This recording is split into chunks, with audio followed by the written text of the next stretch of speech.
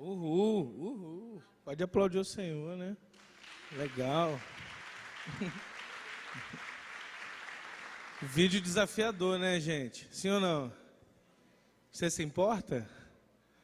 O tempo das pessoas está acabando e a gente preocupado com a gente mesmo, a gente buscando nossos próprios interesses. No nosso seminário, de antemão, nós teríamos 4 ministrações, conforme foi anunciado. Mas o pastor André Bittencourt, ele falou algo para mim, ele falou assim: Rafa, Deus botou algo no meu coração e eu quero compartilhar com vocês algo. Você pode rachar um pouco do seu tempo comigo? Você pode fazer alguma coisa? Eu falei, sim, senhor. Então, eu creio que Deus tem muita coisa boa para realizar nesse dia na tua vida. Amém ou não? Eu gostaria, diante de compartilhar o nosso tema, saber quem está visitando a gente aqui e de qual... Quem está visitando assim? Levanta a mão, por favor. Oh, você veio, que legal. Vocês são de qual igreja, gente? Vocês aí atrás. Hã? PIB de Madureira. Vamos aplaudir ao Senhor, para os nossos irmãos da PIB de Madureira. Deus abençoe vocês. Tem mais alguém aí? Da onde? Ministério Unção de Adoradores. Vamos aplaudir ao Senhor. Aleluia. A irmã que levantou a mão. Vista Alegre. Mas, isso aí. Fala um pouquinho só mais alto. Assembleia de Deus. Isso. Vamos aplaudir ao Senhor. Aleluia. Deus abençoe. Tem mais alguém de outra denominação? Batista? Ainda não, né? Amém. Projeto Vida Nova, tá aí, não? Legal. Que bacana. Pô, pastora, fala a sua igreja. Ministério Shalom. Vamos aplaudir o Senhor. Aleluia. Glória a Deus. Amém. Antes de nós pedir, os músicos podem sentar aqui. E o pessoal que está aos lados, por favor, venha para cá, vamos estar mais próximo. A turma aí também, meu amigo Josué e Raquel, né? Joquel, também vem para cá. Isso aí, vamos estar mais juntinho. O tema dessa primeira ministração é o grande comissionamento. O grande comissionamento. E de antemão a gente gostaria de ter algumas reflexões sobre esse tema, porque quando a gente pensa em grande comissionamento, muitas vezes a gente pensa numa tarefa meio que obrigatória da igreja de fazer missões, quando na verdade não é uma tarefa obrigatória, mas flui naturalmente. Por quê? Porque isso nasceu no coração de Deus. Deus começou essa grande missão. Nós vemos claramente em Gênesis capítulo 1 e capítulo 2 que tudo que Deus fez era perfeito, sim ou não? Amém? E nesse processo de perfeição, o homem se relacionava com Deus e se relacionava com o outro. A Bíblia diz que conforme a sua imagem os criou, homem e mulher os criou. E a partir do capítulo 3 de Gênesis até o 19 de Apocalipse, a gente vive um mundo em caos por causa do pecado. Capítulo 3, Deus fala assim para Adão: Adão, por causa de você, maldito seja a terra. E toda a criação entra numa destruição contínua por causa do pecado. Veio a morte ao ser humano. Sim ou não? Vocês estão aí, gente? Vamos participar. E nesse processo todo, Deus, Ele poderia ter desistido da gente, mas como nós ouvimos aqui, Deus não desiste da gente. Deus nunca desistiu de você, nunca desistiu de mim, nunca desistiu da terra, nunca desistiu. E Deus tem um plano tremendo. E esse plano, a gente chama de plano da... Pode falar, gente, tem medo de errar não. Plano da... Exatamente. Nós vemos a Bíblia mostrando claramente o pecado, deixando a nossa carne enferma, e a gente não podendo cumprir a lei. A Bíblia diz, Romanos capítulo 8, versículo 3, que Deus envia o seu Filho na semelhança do pecado, para condenar o pecado na carne do pecado. Olha que coisa doida, vou explicar. Porque o plano de Deus era de restauração, e Deus tem restaurado a gente. O intuito de Deus é que a gente viva esse grande comissionamento naturalmente, fluindo no dom de Deus. Mas Deus usa a própria humanidade de Jesus, 100% homem, para vencer o pecado e a morte. E é interessante porque Jesus Cristo, ele em tudo obedeceu a Deus e se sacrificou e foi fiel até a morte, e uma morte de cruz. E essa morte, Deus aceitou como justiça e foi satisfatória para ele. Se você abrir a palavra do Senhor em Naum, capítulo 1, versículo 3, você vai ver alguns atributos falando sobre Deus, que o Senhor é grande, que Ele é tardio em irar-se, mas não trata um culpado como inocente. E nós, segundo também está escrito em Romanos capítulo 3, versículo 23, recebemos uma herança adâmica do pecado. Todos pecaram, é assim está escrito, e destituídos estão da presença do Senhor. Todos pecaram e foram arrancados da presença do Senhor.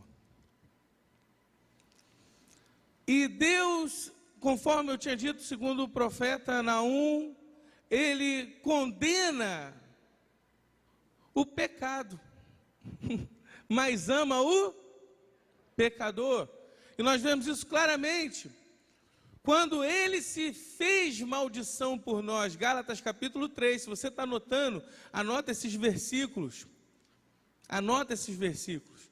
Porque a gente vai perceber que o grande comissionamento não começou a partir da igreja, mas começou muito antes da fundação do mundo. Deus já tinha um plano de salvação. Porque a Bíblia diz que o Cordeiro foi sacrificado antes da fundação do mundo. Sim ou não? Sim ou não? Amém. Isso aí, vamos reagir, gente. Eu sei que o pessoal está meio mais ou menos, mas eu estou mais cansado que você hoje. Pode ter certeza, eu saí daqui tarde e voltei cedinho. E moro 50 minutos daqui, viu? Foi tenso. Me ajuda, por favor? Amém? Glória a Deus. Amém. Vemos claramente isso, amados. Vemos Deus poupando o pecador e condenando o justo. E aí é uma questão para a gente pensar sobre a graça de Deus. O que isso tudo tem a ver? Você vai ver que tem tudo a ver. Não perde o raciocínio não, senão você vai se perder mesmo. A Bíblia fala em Provérbios 17:15 que abominação para o Senhor é condenar o justo e absolver o indecente, ou imoral, ou ímpio, ou inescrupuloso. Mas se você perceber a graça faz isso. A graça, ela absorve a gente. Você foi absolvido pela graça. Pela graça nós somos salvos. É uma graça, é um favor que nós não merecíamos. Não está condicionado às minhas boas obras. Muito embora aqueles que são alcançados pela graça possuem boas obras, praticam boas obras. Porque a gente também tem uma coisa, né, de extremismo. Não,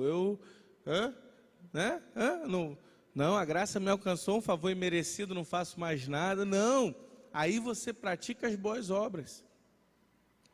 E esse grande comissionamento é tremendo, porque a gente vê Deus fazendo isso desde o início, amados, procurando o seu povo, um povo escolhido antes da fundação do mundo, que nós chamamos de igreja. E definição de igreja a gente tem bastante. Tem organismo e organização. A galera que está anotando aí, ó. Organismo e organização. A gente tem a instituição e o corpo de Cristo. Mas tem uma que eu gosto. Uma definição de igreja que eu gosto. O povo escolhido de Deus em missão no mundo. Essa eu gosto, essa particularmente eu gosto muito dessa. Porque nós somos um povo escolhido por Deus. Sim, somos um povo escolhido por Deus. E estamos no mundo em missão. Eu gosto muito dessa definição. Estudei um bocado para falar essas coisas para vocês. E eu confesso aos irmãos que em meio, faz um DVD, arruma uma camisa, faz não sei o que, arruma roteiro, imprime, aí estuda a hora, e nisso você tem uma vida, uma rotina, uma loucura. É muito doido, mas ele não se poupou. Isso é tão louco, que para o mundo isso é loucura, mas para nós é o poder de Deus. Merecíamos estar mortos e condenados, mas a Bíblia diz que ele morreu por nós. Romanos capítulo 4, versículo 25 diz: ele morreu por nossos pecados, mas ressuscitou para nossa justificação. E aí entra a justificação nessa mensagem, nesse compartilhamento. O que seria justificação? É o justo pelos não justos. Ele faz uma obra de redenção e substituição na nossa vida. Coisa tremenda isso. Porque nós éramos incapazes de agradar a Deus na sua justiça. Por causa, Romanos capítulo 8, versículo 3, do pecado que contaminou sua carne, contaminou minha carne. Mas graças a Deus que a Bíblia diz, né, pastor? O sangue de Jesus Cristo nos purifica de todo o pecado. Todo o pecado. Isso é muito legal. Isso é muito importante. Essa é o grande mistério. É o grande mistério que estava oculto. Que Cristo em nós é a esperança da glória. É um realinhamento, é uma conexão com Deus. Algo que a conexão estava interrompida. A gente vive um tempo da pós-modernidade, todo mundo está conectado. E na conexão aí está lá, de vez em quando aparece uma exclamação num triângulo de cabeça para baixo, amarelo, que está dizendo que a tua conexão está interrompida. E o pecado fez isso entre nós e o nosso Deus. A nossa conexão com Deus estava interrompida. Mas por meio de Jesus Cristo, nós fomos reconectados com Deus. Por meio de Jesus Cristo, hoje você pode orar e Deus ouve você. Que coisa linda. Aí então, já que isso não é uma coisa que é a partir da gente, porque a gente tem uma tendência a achar que tudo é a partir da gente, e que a gente é a última Coca-Cola, e que a gente é o último biscoito do pacote, e que a gente tem uma tendência natural de se achar, Deus mostra na sua palavra, segundo esses textos que eu citei, que antes de você pensar que é a partir de você, Ele já tinha pensado e já tinha começado a fazer. Por isso que eu digo que flui naturalmente a grande comissão. A grande comissão não é uma imposição de Deus, mas é um fluir de Deus. Há muitas pessoas que não estão fluindo no dom de Deus, porque estão entendendo a grande comissão como, na verdade, uma grande opressão para alguns casos. Tem pessoas se sentindo oprimidas. Você tem que fazer missões, você tem... meu filho, se você teve um encontro com Jesus, você faz missão. Se você teve um encontro com a graça, de graça, dê aquilo que recebeste. Se você de fato tem uma esperança, e aí eu gosto desse texto também de Romanos capítulo 8, a partir do versículo 19 vai dizendo que há uma expectativa na criação, na manifestação dos filhos de Deus. Por favor, pastor Armando, senta aqui conosco, aqui na frente. Pastor Armando vai ministrar para a gente. Pode aplaudir o senhor pela vida do pastor Armando. Te amo, pastor. Pastor Dinho, meu pastor Dinho. A criação tem uma ardente expectativa pela nossa manifestação, amados. E eu interpretava esse texto de uma maneira muito interessante. Eu pensava nesse texto como se lê ao pé da letra, né? Que eles estão esperando que nós tenhamos um testemunho de Cristo. Não é verdade? Não é isso que parece? Mas se você ler o versículo 23, que é a continuação desse texto, o sentido desse versículo parece mudar. Diz assim: e não somente ela, se referindo à criação, mas nós que temos as primícias do Espírito, esperamos a nossa redenção, ou a nossa adoção, a saber, a redenção do nosso corpo. Então todo mundo, amados, que tem um encontro com essa graça, com esse Jesus, quer estar com Ele. Sim ou não? Eu fico pensando qual o evangelho que vai chegar para a próxima geração. Por isso, Deus, há 2 anos a gente tem orado por esse seminário, esperando que isso acontecesse. Para o evangelho chegar até aqui, o Elias teve que deixar o trabalho e ser sustentado pela viúva, sim, mas teve que ir lá e pregar, e botar e falar: ô rei, ó, você está fazendo o que é mal. O apóstolo Paulo estava vendendo tendinha, Atos 18, e Silas fala: para de vender tenda e volta para o templo, meu Senhor, e vai pregar a palavra. A gente está vivendo um tempo onde os sacerdotes estão no campo e não se prega a palavra. Precisamos pregar a palavra de Deus. O apóstolo Paulo nos ensina a pregar o evangelho da graça inclusiva de Deus.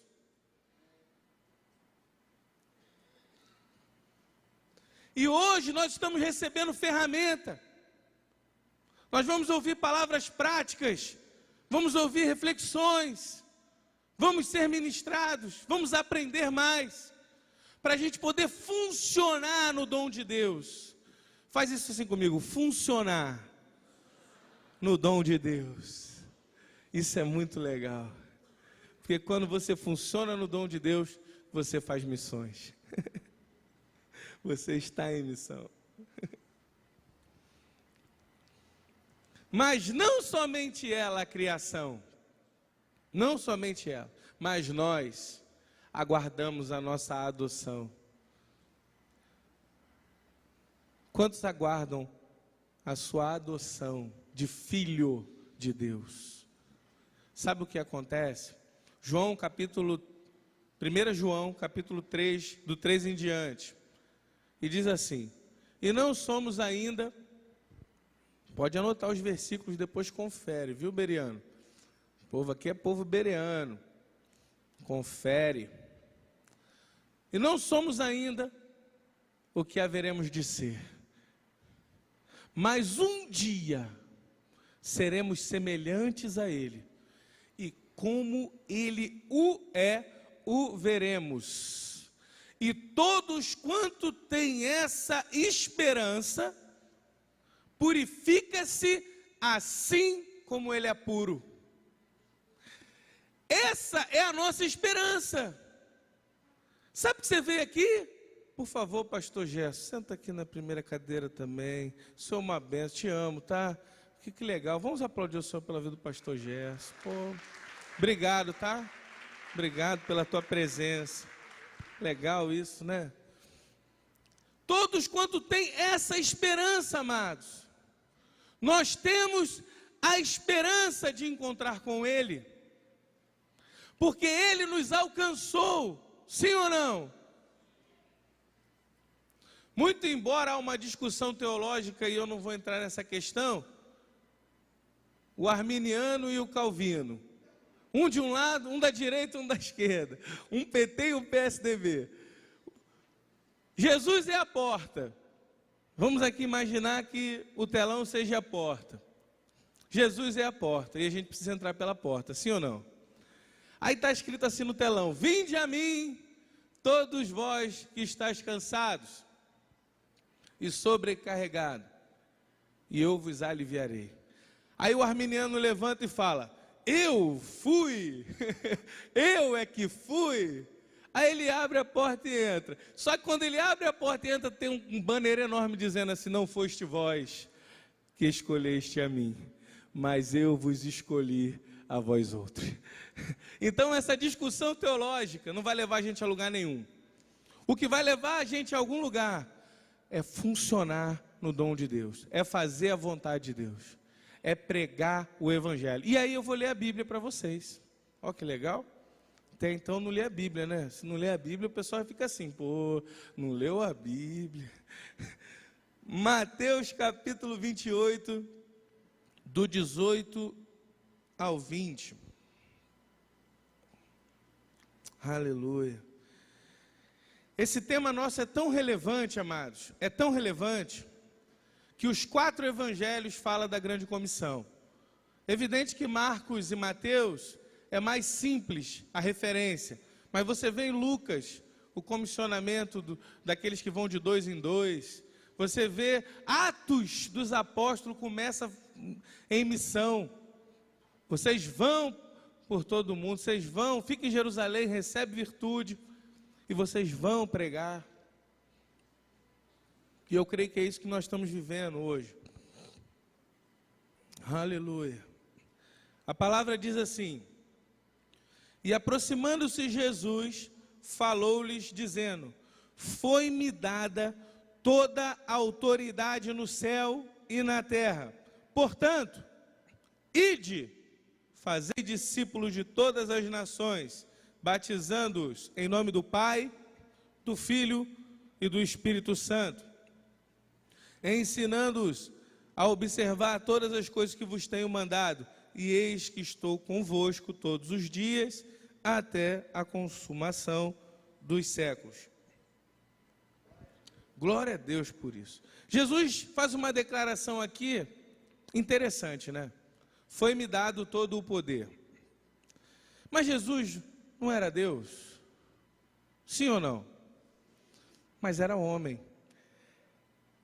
Lembra que o plano da salvação precisava, a gente vinha falando, que fosse um homem, que fosse humano que vencesse o pecado? Então ele era 100% homem.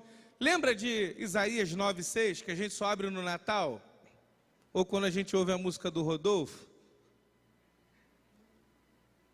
Um menino nos... Vamos declarar esse versículo? Quem pode fazer isso? Alguém pode? Professor, o senhor pode? Voz de trovão? Alguém pode? Um menino como um filho e o governo... Isso. Ele vai ser chamado o quê, gente? Maravilhoso. Fala mais alto, por favor.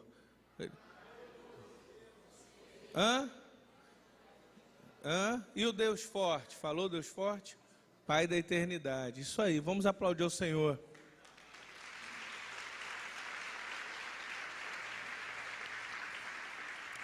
Daniel, capítulo 7, versículo 13, tem uma visão de um semelhante a um filho de homem, glorioso com autoridade, todos o adoravam. Jesus, nos evangelhos, faz sempre referência ao filho do homem. Não, porque o filho do homem não tem onde repousar a cabeça, porque o filho do homem, as raposas têm os seus covis, as aves os seus ninhos, mas o filho do homem, ele está o tempo todo fazendo menção E há uma associação profética na visão de Daniel com esse texto. Porque Daniel tem a revelação, Daniel capítulo 7, do 13 ao 14, deste momento, quando Deus o exalta soberanamente. Quando Deus o coloca por cima e dá todo o poder a ele, ele diz: toda a autoridade me foi dada, agora não mais como Deus, mas como homem, porque ele sempre teve autoridade. Porque é muito interessante a gente pensar que ele é o segundo homem da Trindade, porque ele se tornou Deus homem, antes da fundação do mundo, mas ele sempre foi Deus, e a gente pode tentar compreender um pouco acerca disso, olhando para a gente. Nós somos corpo, alma e espírito, então Deus é um só, é o Pai, a Palavra e o Espírito, e o Pai precisa da Palavra, que é o Filho, e o Filho do Pai, e o Espírito dos dois. Coisa tremenda, né? E nós vemos claramente que ele sempre teve todo o poder. Ele sempre governou tudo. Mas ele aniquilou, os Filipenses capítulo 2, do 5 em diante, ele aniquilou-se. Ele virou gente. Antes da fundação do mundo, não existia terra, não existia nada. Ele já tinha definido que ia fazer esse grande comissionamento. Ele que começou e ele que terminará. Ele é o princípio e o fim. Não a nós, disse o salmista, mas ao seu nome seja a honra, a glória, o louvor para sempre. Amém. Agora, ele dá uma direção para a gente, ele partilha conosco essa missão, ele coloca algo no nosso coração. Agora vocês vão e preguem o Evangelho, ensine as minhas palavras. Você imagina, 12 pessoas mudaram o mundo, cheias do Espírito Santo. Aí alguém vai falar: não, pastor, não eram 12. Tinham 120 no dia do Pentecoste. Sim, perfeito, vou aceitar a correção, se você pensou isso. Mas os 12, porque começou através dos 12. Ele chamou 12, ele elegeu 12. E depois foi chegando mais pessoas que foram dando crédito, e aqueles que Deus já tinha convencido que precisava de estar com ele. É interessante o chamado de Levi, né? Levi está ali cobrando imposto e tal, ele fala: Levi, deixa esse negócio, me segue. Ele não discutiu com Jesus, não discutiu com o pastor. O pastor fala: vamos evangelizar, vamos entregar um folhetinho, irmão, vamos fazer uma visita, irmão, vamos discipular, a gente está precisando disso, vamos viver esse evangelho, este evangelho, que fez chegar até aqui com essência. E daqui para frente é com a gente. Daqui para frente é com a gente.